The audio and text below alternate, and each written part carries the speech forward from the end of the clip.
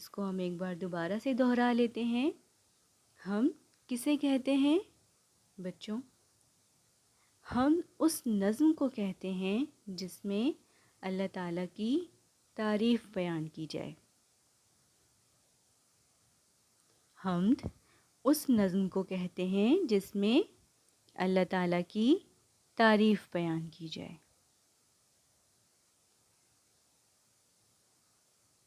اس کے بعد ہم نے پڑھا تھا سبق یعنی حمد باری تعالیٰ۔ اس کے 2 پہلے بند پڑھے تھے، یہ اس کا پہلا بند ہے، اس کو بھی ایک بار دہرا لیتے ہیں۔ میرے ساتھ پڑھیے۔ ہر بندہ کہہ رہا ہے سب سے بڑا خدا ہے۔ ہر بندہ کہہ رہا ہے سب سے بڑا خدا ہے۔ پھولوں کی بھی صدا ہے سب سے بڑا خدا ہے۔ پھولوں کی بھی صدا ہے سب سے بڑا خدا ہے۔ سب سے بڑا خدا ہے۔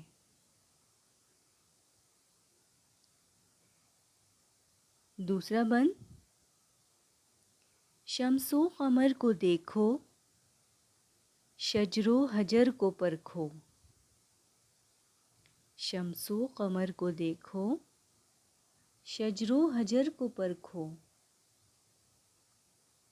وہ لائق ثنا ہے سب سے بڑا خدا ہے۔ وہ لائق ثنا ہے سب سے بڑا خدا ہے۔ سب سے بڑا خدا ہے۔ ہم نے آدھا کیا ہے ابھی، جو ہم اپنے پچھلے لیکچر میں پڑھ چکے تھے۔ اب ہم اپنے نئے سبق کا آغاز کرتے ہیں۔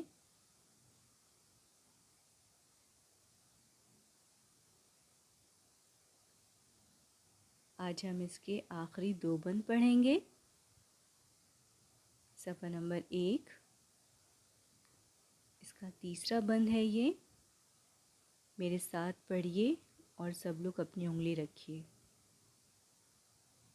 ہر چیز نے اسی کے کن سے قرار پایا۔ ہر چیز نے اسی کے کن سے قرار پایا۔ قرآن نے کہا ہے سب سے بڑا خدا ہے۔ قرآن نے کہا ہے سب سے بڑا خدا ہے۔ سب سے بڑا خدا ہے۔ مشتاق پہ کرم ہے رب کریم کا تو۔ مشتاق پہ کرم ہے رب کریم کا تو۔ اس کی یہی ثنا ہے سب سے بڑا خدا ہے۔ اس کی یہی ثنا ہے سب سے بڑا خدا ہے۔ سب سے بڑا خدا ہے۔ سب سے نیچے شاعر کا نام لکھا ہوا ہے، محمد مشتاق حسین قادری۔ یہ نظم کس نے لکھی ہے؟ محمد مشتاق حسین قادری۔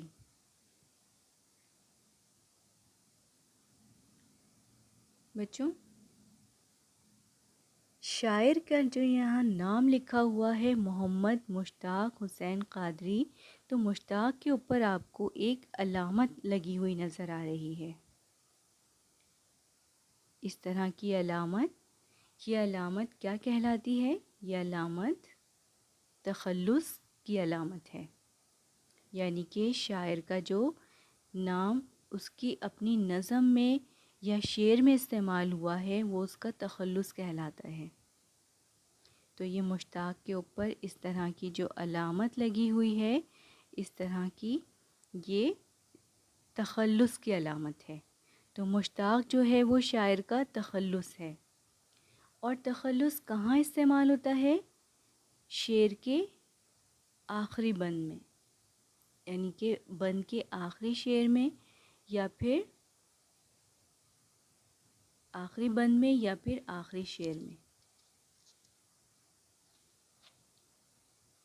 تو یہاں پر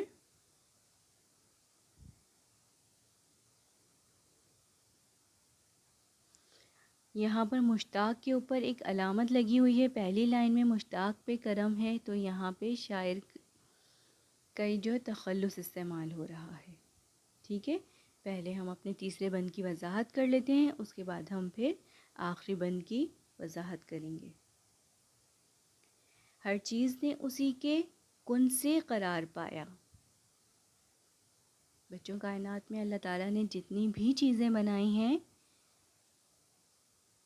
وہ کس طرح بنائی ہیں؟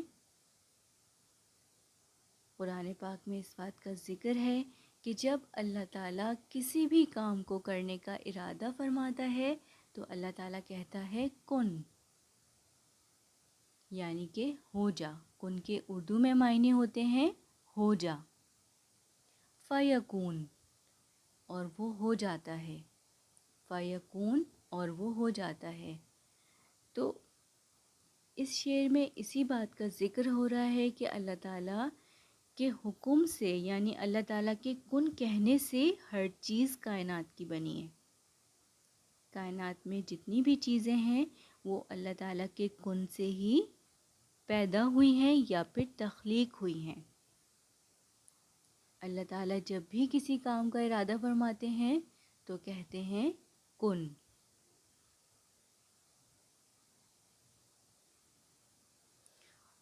اس کی دوسری لائن پر آئیے.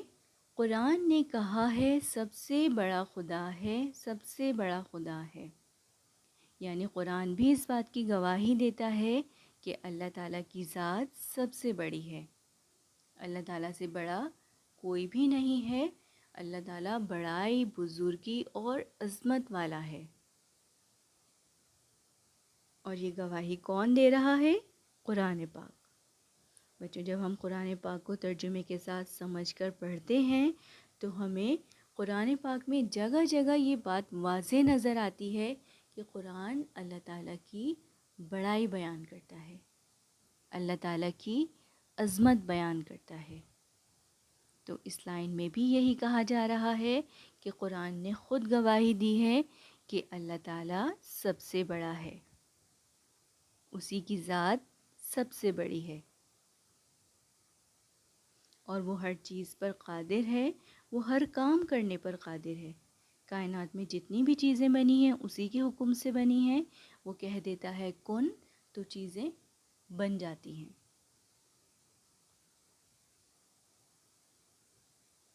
یہ آخری بند ہے، اور جیسے کہ میں نے ابھی بتایا تھا کہ آخری بند میں یا آخری شعر میں شاعر اپنے تخلص کا استعمال کرتے ہیں، یعنی اپنے نام کا استعمال کرتے ہیں.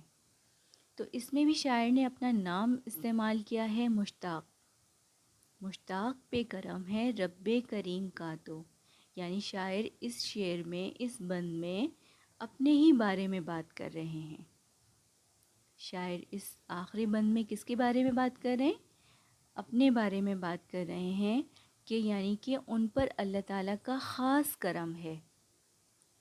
اللہ تعالیٰ کا ان پر خاص کرم ہے کہ وہ بھی اللہ تعالیٰ کی تعریف بیان کر رہے ہیں. اس کی یہی ثنا ہے، یعنی کہ شاعر بھی اللہ تعالیٰ کی تعریف بیان کر رہے ہیں. ثنا کے کیا معنی ہوتے ہیں؟ تعریف. تو اللہ تعالیٰ کی تعریف بیان کر رہے ہیں شاعر، تو یہ اللہ تعالیٰ کا خاص کرم ہے ان پر. اور شاعر کیا تعریف بیان کر رہے ہیں؟ کہ اللہ تعالیٰ سب سے بڑا ہے، اللہ تعالیٰ سب سے بڑا ہے. تو اس آخری بند کی وضاحت یہ ہے کہ شاعر پر، یعنی مشتاق حسین قادری جو اس نظم کے شاعر ہیں، ان پر اللہ تعالیٰ کا خاص کرم ہے کہ ان کی بھی یہی ثنا ہے، یعنی وہ بھی یہی تعریف کرتے ہیں کہ اللہ تعالیٰ سب سے بڑا ہے. بچوں، یہ نظم مکمل ہوئی، حمد مکمل ہو گئی ہے. ہم نے اس کو مکمل پڑھ لیا ہے اور وضاحت بھی اس کی ہو چکی ہے. آپ کو کیا کرنا ہے؟ ہم جو ہے اس کو پڑھنے کی بار بار مشق کرنی ہے، اور اس کے جو نئے الفاظ ہم نے کچھ سیکھ لیے تھے اور کچھ ہم آج سیکھیں گے، ان کو بھی معنی کے ساتھ پڑھنے کی مشق کرنی ہے۔ یہ ہیں نئے الفاظ، نئے الفاظ کے معنی، صفحہ نمبر 2۔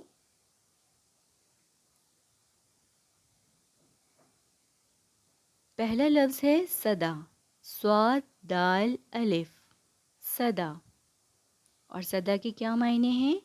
آواز۔ صدا کے معنی ہیں آواز۔ دوسرا لفظ ہے شمس، شمس کے معنی ہیں سورج۔ اگلا لفظ ہے قمر، قمر کے معنی ہیں چاند۔ قمر کے کیا معنی ہیں؟ چاند۔ اگلا لفظ ہے شجر، شجر کسے کہتے ہیں؟ درخت کو۔ شجر کی کیا معنی ہیں؟ درخت۔ اگلا لفظ ہے حجر، حجر، حجر کے معنی ہیں پتھر۔ حجر کے کیا معنی ہیں؟ پتھر۔ اگلا لفظ ہے لائق ثنا، لائق ثنا، لائق ثنا یعنی تعریف کے قابل، تعریف کے قابل۔ اور بچوں، تعریف کے قابل کس کی ذات ہے؟ بے شک اللہ تعالیٰ کی ذات۔ کن، کن کے کیا معنی ہیں؟ ہو جا۔ کن عربی زبان کا لفظ ہے اور اس کے اردو میں معنی ہوتے ہیں ہو جا، ہو جا کہنا۔ یعنی اللہ تعالیٰ جب کسی کام کا ارادہ فرماتا ہے تو کیا کہتا ہے؟ کن یعنی ہو جا کہنا۔ ٹھیک ہے، یہ تھے نئے الفاظ کے معنی۔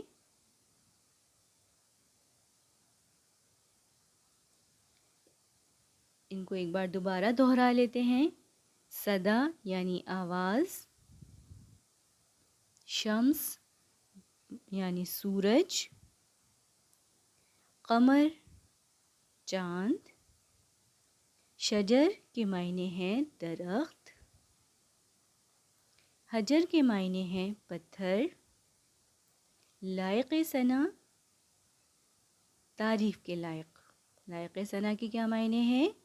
تعریف کے لائق۔ اور اس کے بعد ہم نے آخری لفظ پڑھا تھا کن، کن کے معنی ہیں ہو جا کہنا۔ کن کے کیا معنی ہیں؟ ہو جا کہنا۔ بچوں، یہ نئے الفاظ آج ہم نے جو سیکھے ہیں ان کے معنی آپ کو اچھی طرح سے یاد کرنا ہے، نظم بھی پڑھنے کی مشق کرنی ہے اور نئے الفاظ کے معنی بھی پڑھنے ہیں اور ان کو یاد بھی کرنا ہے۔ آج کے لیے اتنا ہی، شکریہ، اللہ حافظ۔